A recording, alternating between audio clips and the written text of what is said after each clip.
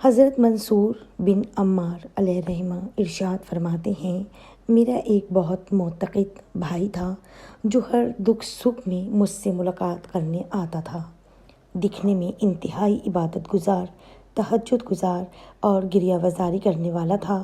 اچانک ایسا ہوا کہ کچھ دنوں سے وہ مجھے نظر نہ آیا، تو میں اس کی خیریت دریافت کرنے اس کے گھر چلا گیا۔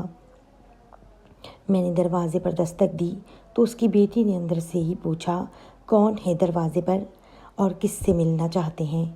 میں نے کہا، میں فلاں ہوں اور اپنے فلاں دوست کی خیریت دریافت کرنے آیا ہوں۔ وہ یہ کہہ کر اندر پوچھنے کے لیے چلی گئی، پھر لوٹ کر آئی اور کہنے لگی، آپ اندر تشریف لے آئیں۔ میں گھر میں داخل ہوا تو دیکھا کہ وہ گھر کے صحن میں بستر پر لیٹا ہوا ہے۔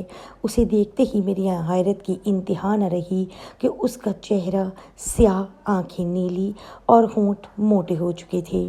اسے دیکھ کر مجھے خوف طاری ہو گیا۔ میں نے ڈرتے ہوئے اس سے کہا، بھائی کلمے کا ورد کرتے رہو۔ اس نے بمشکل آنکھیں کھولیں اور میری طرف دیکھتے ہی اس پر پھر غشی طاری ہو گئی۔ میں دوسری بار پھر اس کو کلمہ پڑھنے کی تلقین کی، مگر وہ کچھ بھی نہ بولا۔ پھر میں نے کہا، اگر تم نے کلمہ نہ پڑھا تو میں تجھے غسل نہیں دوں گا، نہ کفن، نہ ہی تیرا نماز جنازہ پڑھاؤں گا۔ یہ سن کر اس نے آنکھیں کھولیں اور کہنے لگا، اے منصور، اس کلمہ اور میرے درمیان رکاوٹ کھڑی کر دی گئی ہے۔ میں نے لا حول ولا قوت پڑھی اور کہا، کہاں گئیں وہ نمازیں، وہ روزے اور تہجد اور راتوں کا قیام؟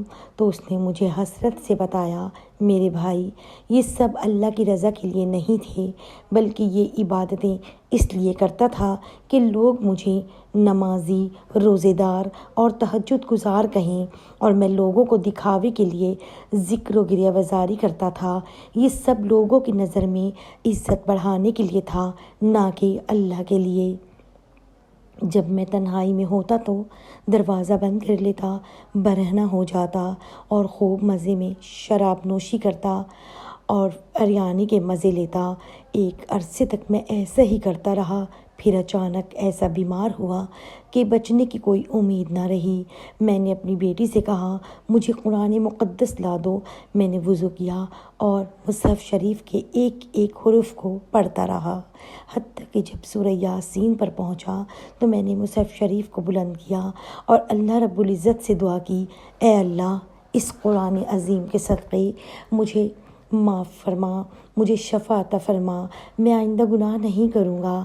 چنانچہ اللہ پاک نے مجھ سے بیماری کو دور کر دیا۔ پھر کچھ عرصہ ہی میں اپنی توبہ پر قائم رہ سکا اور دوبارہ اسی قبیح سوچ میں مست ہو کر گناہوں میں جا ڈوبا۔ عرصہ دراز تک مجھے مہلت دے دی گئی، مگر میں نے اپنی روش نہ بدلی۔ بالآخر مجھے اسی بیماری میں مبتلا کر دیا گیا۔ میں نے دوسری بار پھر قرآن پاک کو وسیلہ بنا کر دعا کی اور اپنے گناہوں پر شرمندگی کا اظہار کیا، تو اللہ کی رحمت سے میں پھر ایک بار صحت یاب ہو گیا۔ مگر اے منصور، میں اپنی نفسانی خواہشات کو کنٹرول نہ کر سکا اور ایک بار پھر انہی گناہوں کی دلدل میں جا گھسا، اور اب پھر میں اسی بیماری میں مبتلا ہو گیا ہوں۔ اب کہ جو میں مصحف شریف منگوا کر پڑھنے لگا تو ایک حرف بھی نہ پڑھ سکا۔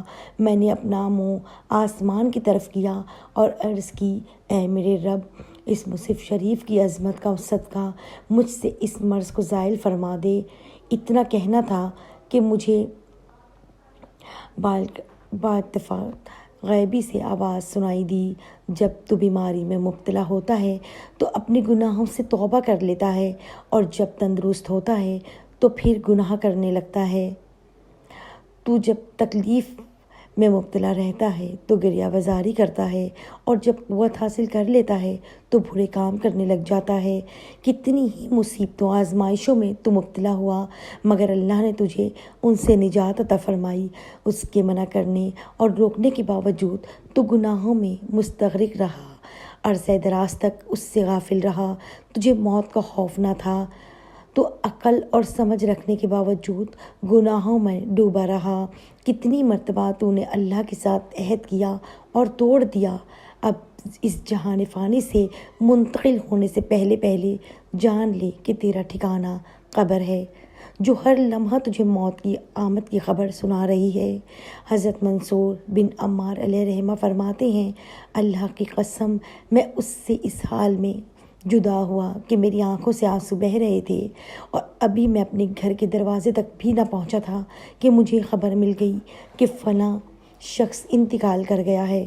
دوستو، اس واقعے میں عبرت ہے ان نمازیوں کے لیے جو بڑے بن سنور کے ہر نماز میں پہنچ جاتے ہیں، مگر نماز سے لوٹتے ہی پھر گناہوں میں مست ہو جاتے ہیں۔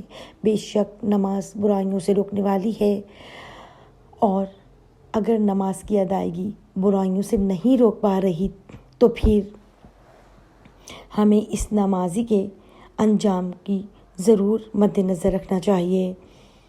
دعا ہے اللہ پاک ہمیں خلوص دل سے اور ریاکاری سے